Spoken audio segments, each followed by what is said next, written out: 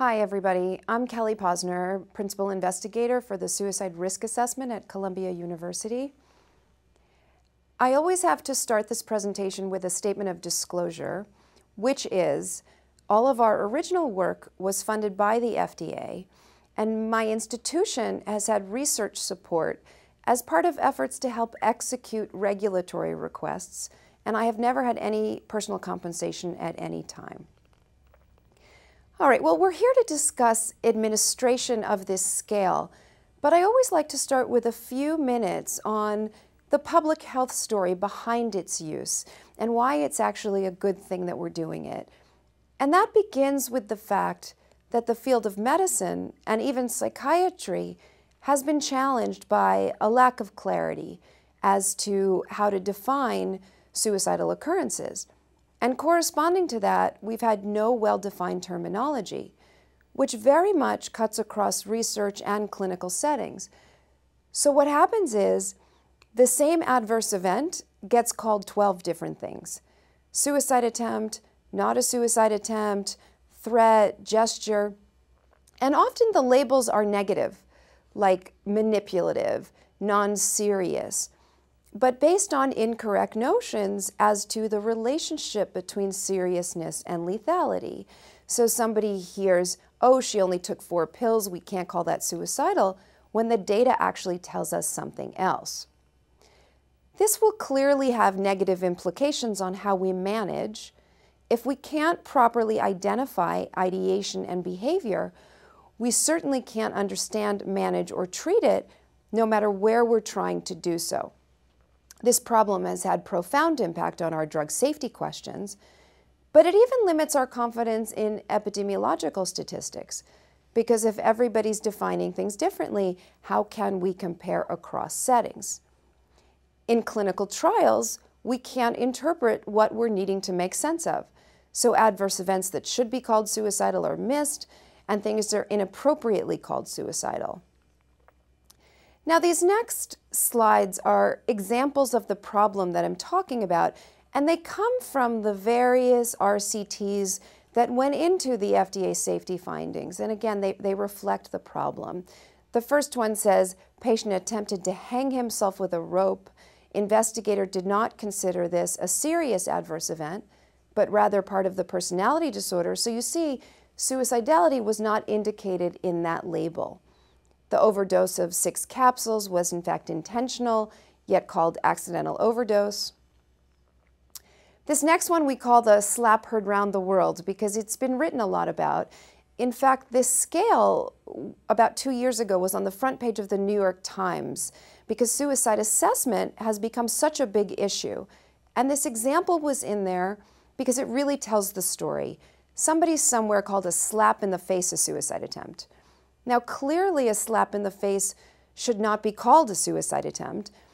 And what it shows you is that it's not about drug companies or investigators covering things up, because it shouldn't be called that. It's about the fact that there's been no training or standardization in how to do this.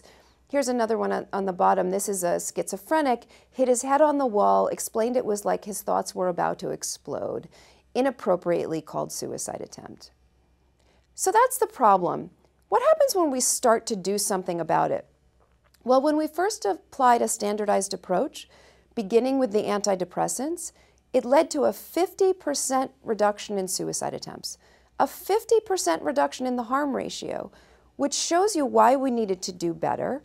And that's consistent with findings that misclassification can lead to overestimation of true risk in this context. But even that's not enough, doing something systematic. And what I mean by that is all the previous trials, including psychiatry trials, have not been designed to answer the questions we needed answered. They weren't set up to assess for suicidality. So in the previous risk findings, we had to make the best sense of limited information. We had to rely on spontaneously generated adverse events. The problem with doing that is that people on active medications have more side effects, headache, stomachache, whatever it may be. It may just be that an investigator had more contact with a subject because of increased side effects, and therefore more time to hear about suicidal occurrences, as opposed to it being a true difference in risk. And we have many analyses where when we have systematic data, we don't see the risk we see with adverse events. So the first thing we're doing here is avoiding false or misleading results.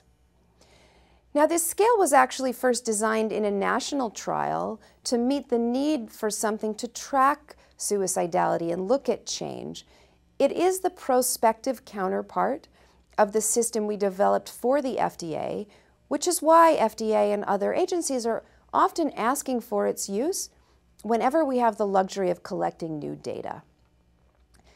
It was developed by a number of leading experts. It's actually a collaboration with Beck's group. You may be familiar with their depression and suicide scales. It's evidence-based and it's low burden. It's got a very short administration time. But it uniquely assesses both behavior and ideation. Even when we do one of those large suicide studies and we can take as much time as we want, we have to do one measure of ideation, one of behavior. Nothing had really put them together. It's simply a 1 to 5 rating for suicidal ideation, from a wish to die through an active thought of killing oneself with plan and intent. It can be as little as 2 questions for ideation. So you say, have you wished you were dead or wished you could go to sleep and not wake up? Or have you actually had any thoughts of killing yourself?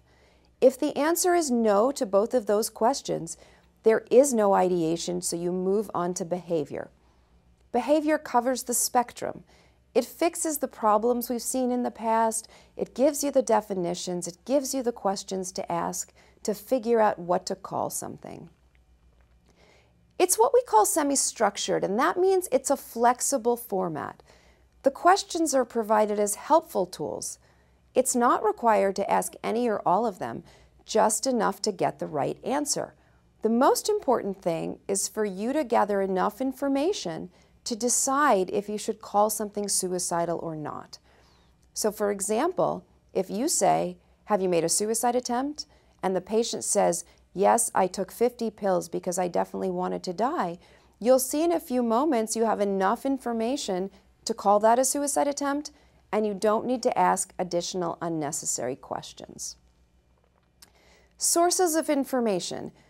With questionnaires like this, you're encouraged to use any and all sources of information that inform your best answer.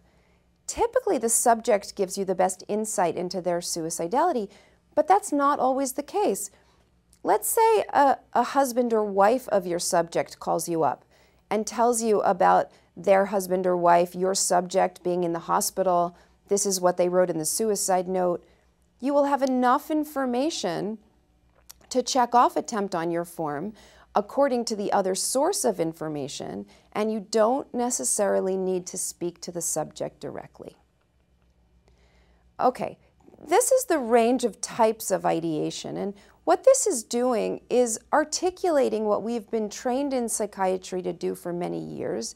It just hasn't necessarily been spelled out like this. Once again, beginning with a wish to die, have you wished you were dead or wished you could go to sleep and not wake up? Or have you actually had any thoughts of killing yourself? Again, no to both of those questions, there is no ideation. You move on to behavior. However, if it's yes to the second question, have you actually had any thoughts of killing yourself? Then you ask 3, 4, and 5. Have you been thinking about how you might do this? Have you had these thoughts and had some intention of acting on them? Or have you started to work out or worked out the details of how to kill yourself? You can't have methods, intent, or plan if you don't have a thought of killing yourself. Those are subcategories of it. Now, once you determine if there is a thought, you ask a few follow-up questions about the most severe thought. We're going to go through the questions, but the reason those questions are there is because Beck's group went through the scale of suicidal ideation with us, and those were the items that were significantly predictive of completed suicide.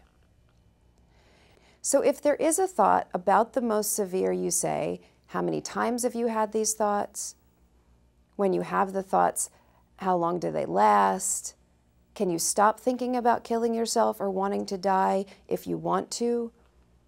Are there things, anyone or anything like family, religion, pain of death, that stopped you from wanting to die or thinking about committing suicide?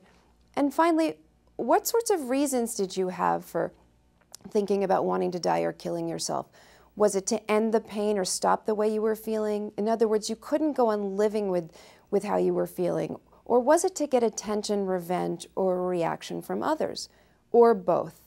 And we know if somebody says it was to stop or end the pain, that's more serious than otherwise. So if they have more frequency, longer duration, less control, fewer deterrents, and it's to stop or end the pain, that's when we worry more, and that informs your clinical judgment.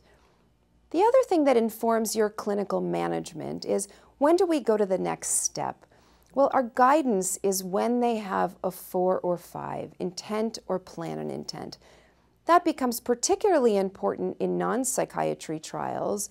So for example, in obesity trials, there's an FDA guidance that says only when someone has a 4 or 5 is when you trigger referral to a mental health professional. And what we think that's doing is reducing a lot of unnecessary burden and exclusions from studies and walks to ERs. Okay, we're moving on to behavior. And the behavior section is driven by this definition of suicide attempt, which is a self-injurious act committed with at least some intent to die as a result of the act. First of all, it says self-injurious act. It doesn't say self-injury. There does not have to be any injury or harm, just the potential for it. So if a man puts a gun in his mouth and he pulls the trigger, and luckily the gun failed to fire, even though he wasn't hurt, that became a suicide attempt as soon as he pulled that trigger. There does not have to be physical injury. Then it says with at least some intent to die. Well, when people are feeling suicidal, they often have mixed motives. It just has to be that any part of them was doing this to end their life for us to call it a suicide attempt. So if 5% of them wanted to kill themselves and 95% wanted to make their girlfriend angry, that's what it gets called. It used to be somebody would say, did you want to kill yourself? The answer would be no, they'd move on. Very often with that second question, did any part of you want to kill yourself, you get a very different answer. And then it says, as a result of the act. That means the behavior and the intent must be linked. It must be the why, at least in part. Sometimes people cut because they're self-mutilating and they always have a background suicidal thought. Those two things do not equal a suicide attempt. It must be the why, at least in part. And finally, we can infer intent clinically from behavior or circumstance. One way we can do that is if someone denies intent to die, but they thought it could have killed them. Another is what we call clinically impressive circumstances. That's a highly lethal act where no other intent but suicide can be inferred, like trying to shoot oneself in the head, or jumping from an 8th story, or setting oneself on fire, or taking 200 pills. No matter what they say, we can't infer anything but that. Now, the other important thing to note about what we call suicide attempts is, as soon as the first pill is swallowed, or the first scratch with a knife is made, even if they change their mind 2 seconds later, and you know logically it couldn't have hurt them yet, it doesn't matter. As soon as that pill has been swallowed or that scratch has been made, it's already become a suicide attempt. Now remember I said you don't have to ask any or all questions, just what you need? Well, it may be that a subject doesn't recognize something should be called a suicide attempt. So it may take you that second question. Have you done anything to harm yourself for you to even know that you have something to assess? And what we're doing is distinguishing attempts from non-suicidal self-injurious behavior. That's when they engage in the behavior purely 100% for reasons other than to end one's life. What we think of as self-mutilation, that's to relieve internal pain, feel better, feel something, or what we call affecting external circumstances. That's like if a man goes up to the roof because he believes people will feel sorry for him if they think he's suicidal. He actually has no intention of ending his life. He just wants to get sympathy from others. Well, if that man accidentally fell to his death, that's just what we would call it, an accidental death, because there was no suicidal intent associated with it. Okay, these are some cases from our hospital that we're going to go through together.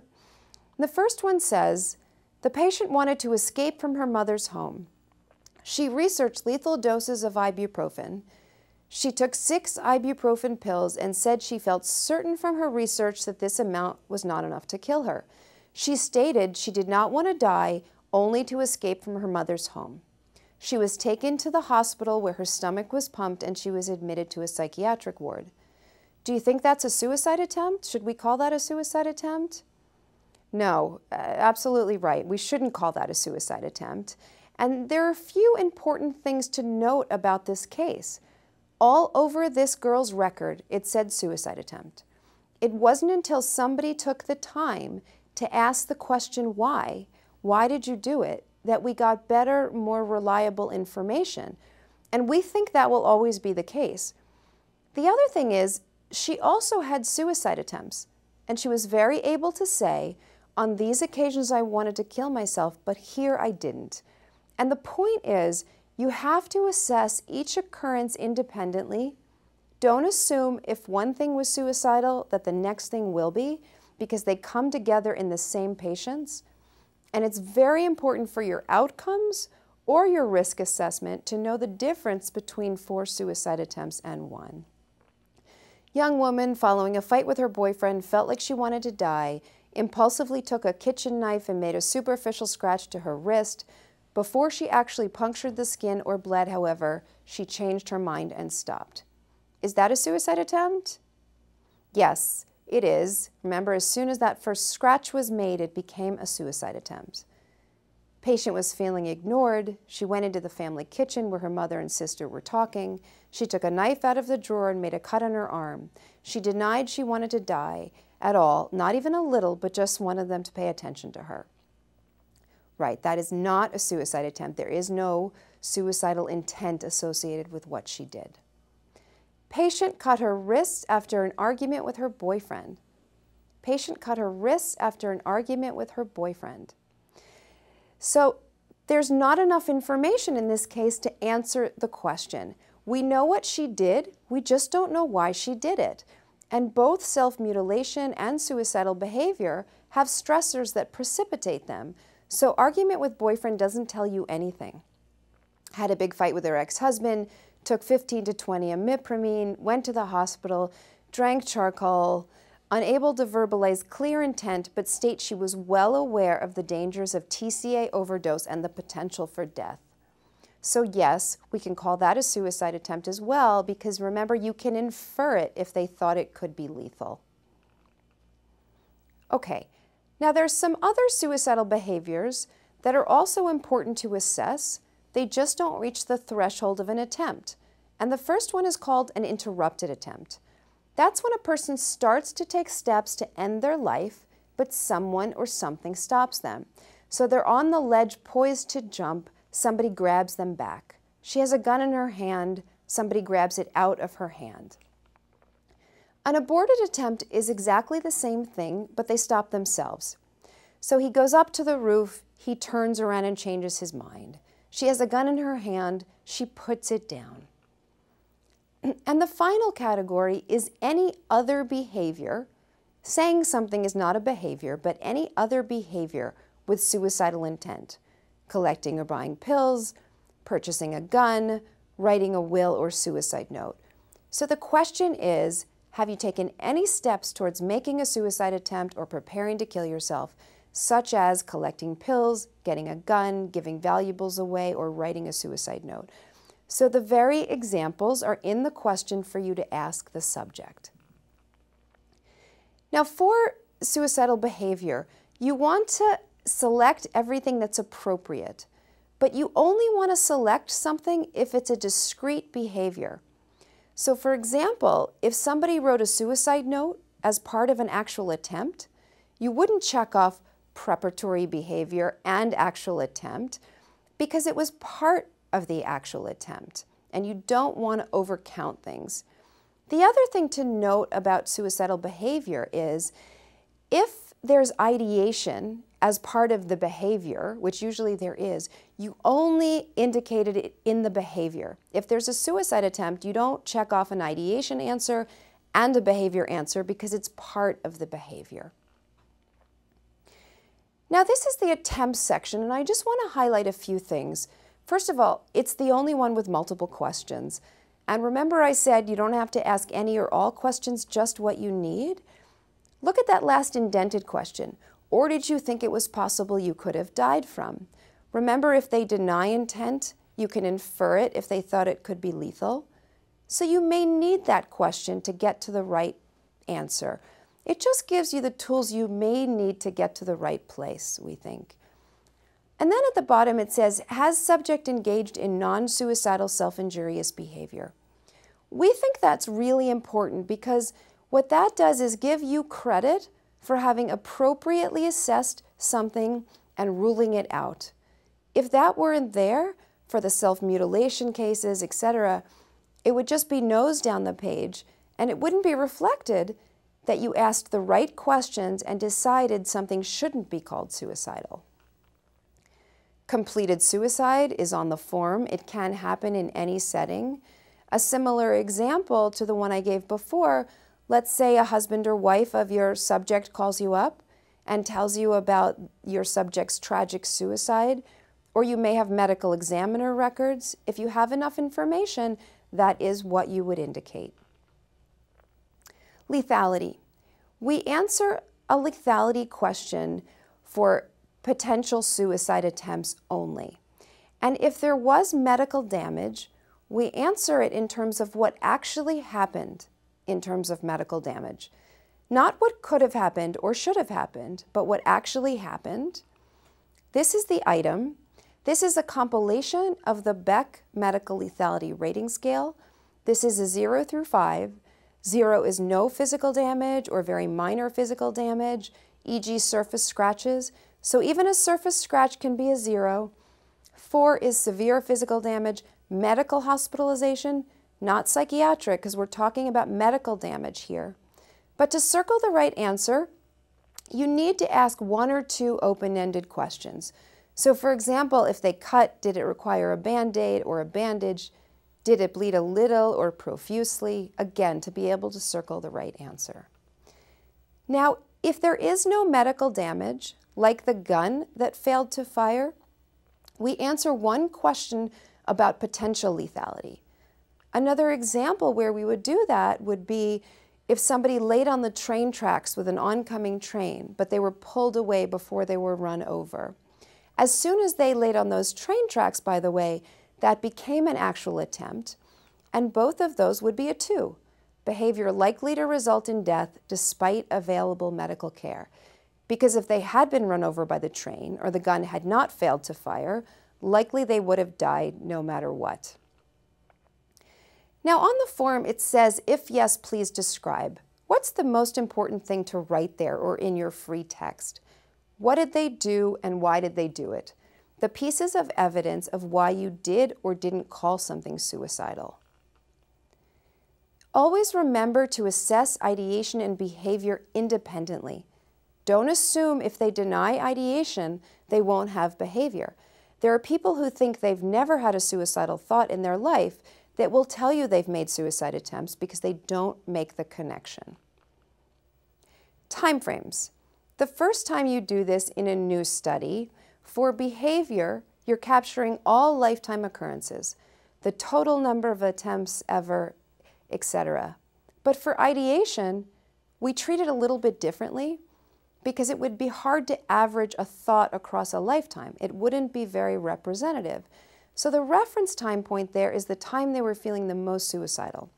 The time in your life you were feeling the most suicidal, did you wish you were dead, etc. And actually Beck's group finds that time frame to be the most predictive of completed suicide, so it seems to have the most clinical meaning. And sometimes this scale is being put in the middle of ongoing trials because some good data is better than no good data, or for safety monitoring. In that case, there's something called an already enrolled subjects version, and that baseline covers 2 periods. prior to study start and since study start. So before you came into the study, how many attempts had you made, and how about from the study start till now? And whichever the case, every time you see the patient after that, you use the since last assessment version, since last visit, and that captures all events and types of thoughts since the last assessment. Since I last saw you, have you done anything or had thoughts of? So a few more case examples. Patient experienced heartbreak. She took 4 clonazepam, called a girlfriend, and talked her, cried it out. She was dismissive of its seriousness, but indicated she wanted to die at the time she took the overdose. Now, what would we call that? An attempt, interrupted, or aborted? Attempt, interrupted, or aborted? It would be called an attempt, because remember, as soon as she took that first pill, it became a suicide attempt. During pill count, the study staff discovered that 6 tablets were missing. Upon questioning, the patient admitted she was saving them up so she could take them all together at a later time in order to kill herself. Interrupted, aborted, or preparatory behavior? Preparatory behavior. Collecting pills is the very example that's even in the question.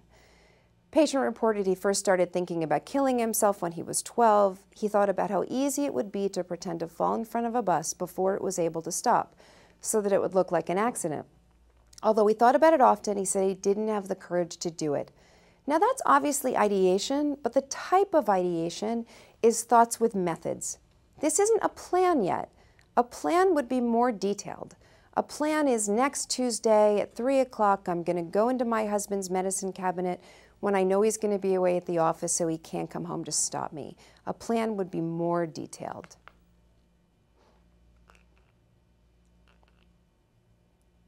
Now, one of my final points is that often in studies like this, we have depression rating scales, and they usually have a suicide item in them, and we say to ourselves, why isn't that enough? Why do we have to do more? This is from something called the PHQ-9, which Dr. Spitzer, who developed the DSM, and Janet Williams, it's their wonderful scale developed in primary care for symptoms of depression. But the suicide item says, thoughts that you would be better off dead or of hurting yourself in some way. Well, first of all, we don't even consider better off dead even to be passive suicidal ideation. We don't consider it to be on the spectrum of suicidality. The only thing that the evidence has ever shown to be warranted is a wish to die. Beck's work has shown a wish to die to be significantly predictive of completed suicide. Hurting yourself can be self-mutilation, suicidality, again, setting you up for false positives. And we actually have studies where this item is followed by the SSRS, and that's what we see. When you ask the right questions about suicidality, you do away with cases that should have never been called suicidal in the first place. Now, there's a lot of clinical lore in the field that asking these questions is going to cause somebody to be suicidal, but the data tells us something different. Dr. Gould, who's an author on the SSRS, has a seminal article in JAMA 2005 indicating that asking these questions does not cause distress or suicidality. Now, this is my email. It's also on the front of your form, and I really encourage you to reach out if you have any questions about how to give the scale, what to call something. And these last few slides are just for your reference. This first one reflects all of the different types of indication where this scale has been used for quite a while, across all of psychiatry, but really across most of non-psychiatry as well. And this one shows you where it's being used clinically and internationally or about to be used. World Health Organization, Europe best practices, it's about to go into the US Army, inpatients, outpatients, hospitals, emergency rooms, general medical, psychiatric, schools, college campuses, VAs, national organizations, the American CDC surveillance definitions are now the Columbia definitions, essentially. So to us, this is the very good news, because what this reflects, hopefully, is that we're all beginning to speak the same language, which will in turn, hopefully, also foster more precise communication. And in clinical trials, it's across all phases. It's over 90 languages, all types of interventions, but not just for safety, because if an intervention works, suicidality may be reduced, and it's nice to have something to document that. And it's also increasingly used to operationalize inclusion-exclusion. You know, in the past it used to say serious risk, acute risk, bad risk, and nobody knew what the heck that meant. So it's helping to operationalize that more. So on that note, that is the end of my formal presentation, and I thank you for your attention.